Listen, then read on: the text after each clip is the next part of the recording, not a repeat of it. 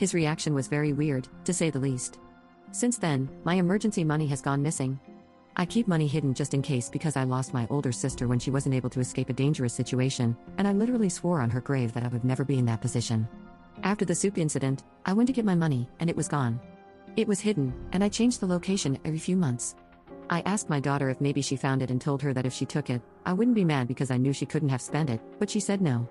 A few hours later, she tells me she forgot, but the other day she and my boyfriend got pulled over, and she saw my pink wallet in his glove box. I did not tell her which wallet it was in, or that it was even in a wallet to begin with.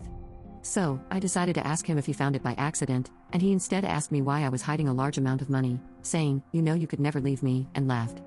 He had never said anything like that before. I told him it was for my daughter's Christmas presents, and he said no, he didn't find the money, but I could use his credit card if I needed anything. I didn't tell him about my daughter seeing my wallet in his car. Now, here are a few other things that have happened in the past few months that seemed random at the time, but now they don't. I have a severe allergy to latex, and one day, when we were about to do it, I glanced at the mirror we have by our bed, and noticed that the rubber he wanted to use was a different color. I stopped him because it wasn't latex-free, and he said it was a mistake and just an older one he had. We have been dating for over 2 years, and he knows how serious my allergy is. My EpiPen, which I keep in my room, is missing, and I didn't realize it until I was searching for my money. Another odd thing is that one day, he was following me down the stairs while I was carrying laundry, and he kicked the back of my leg, causing me to fall. He said he slipped, but the stairs are wood, and he was wearing his steel toe boots. At the time, I thought it was an accident. Is this all just my imagination running wild? My anxiety has been at an all-time high. I thought about going to my mom's house for a few days and asking him when I get there when I'm safe about the money, but I don't have money to do that now. She is on a fixed income and can't help. I feel stupid for being scared. Last night, I decided to check his car for my wallet, and he caught me.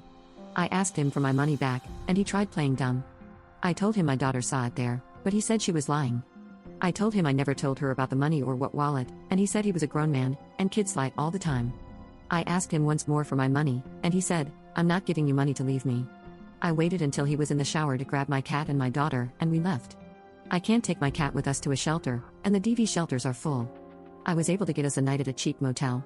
This exact situation is why I had money saved. I did everything right, and now I'm still screwed. I feel like I just blew up my entire life. Update 1. The day after we left, he sent me a picture of my EpiPen and telling me it was in my nightstand the entire time. I tore that room apart looking for it, so I know for a fact it wasn't there. He tried getting me to come back, telling me I scared myself stupid by watching too many true crime TV shows. Something didn't feel right, so I told him to put my money and EpiPen in the mailbox. We went back and forth, and he denied having my money. He then said, "If we broke up, you and your daughter are no longer allowed in my apartment, and will be treated like trespassers," and sent me a picture of his target practice sheets.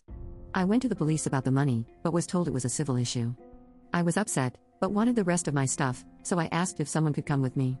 Yesterday, I finally got into the apartment with a cop and my landlord. He destroyed all of my daughter's belongings, ruined the laptop charger I use for work, and there was no EpiPen in sight. My daughter's medication, along with the backup medical supplies we had, were all ruined as well. Our landlord let me off the lease without having to pay an early termination fee, which is great considering I have no money and motels are expensive. All shelters are currently full, and I'm lost on what to do. I don't want to get rid of our cat. Update 2. I just updated 5 days ago, but this will be my final update because there is nothing anyone can do. I was encouraged to go back to the police station after my last update, so, on Saturday, December 9th, I went back again. This time I printed out the threatening text messages that included the target practice sheets he sent. I explained in detail about the accidents, proving he was trying to hurt me. I even had my landlord put in writing that he believed our lives were in danger after seeing everything I was showing the police and let me leave my lease early. I brought in the destroyed medical supplies and medications. The police said they had already talked to him and said he didn't do any of it. He told them my daughter probably destroyed her stuff because she's on the spectrum. She is very mildly on the spectrum, but doesn't destroy things, and since it was his word against mine, they believed him. I didn't have proof he stole the money or that it even existed in the first place. I was told the EpiPen was my responsibility, and they won't do anything if it's lost. I was told to let it go and to stop bothering the police with my petty civil issues. I am so defeated and angry. My daughter isn't going to have gifts for Christmas because I have to save for a new deposit on an apartment. We have been staying in motels while I was reaching out to DV resources. I can't get help without a restraining order and police report. Every place is out of funds. He is getting away with everything, and I'm so glad we got out of there because there is no doubt in my mind he would have gotten away with deleting me. I know this sounds like my last update, but that is what happened, nothing new. There is no justice, and there are no repercussions for him. He still gets to stay in that apartment. My landlord offered me another unit across town, but I can't afford to move in. This exact situation is why I had money stashed away because no one has ever cared about us, and I knew that. There is nothing else I can do. Update 3. A lot of people wanted an update, so here it is. On Christmas, he slashed my tires, knowing I would have to pay out of pocket to replace them, which I don't have. Today, he threw a heavy patio chair through the window of the place we were staying at to let me know he knew where we were, and I was asked to leave for everyone's safety. However, my daughter and I aren't safe.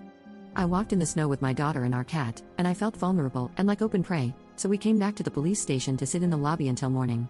Shelters are still full, and I now have to disclose that he is dangerous anywhere we go. The police couldn't find him, but I know he has to be close. I don't know what his endgame is. Update 4. I checked everywhere I could think of and still couldn't figure out how he was tracking us.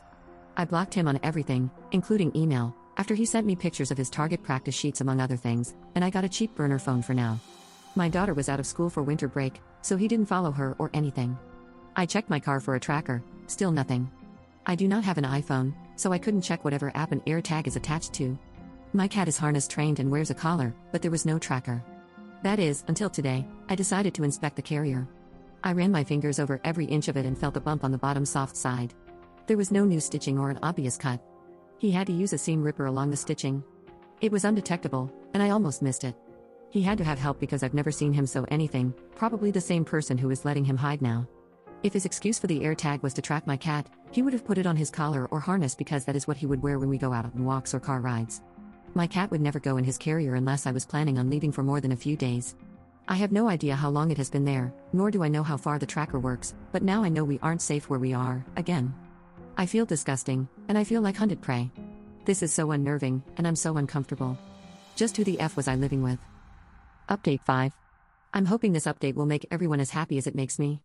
I was finally granted the restraining order. We get the keys to our new apartment on the 11th, a place I can afford monthly and also comes partially furnished. It's in a super safe area right by my daughter's school. Words can't describe the sense of security I'm feeling right now. We will spend our time living in our car until then, and of course, it has to be snowing, but we are together, and we have our kitty. This nightmare is almost over.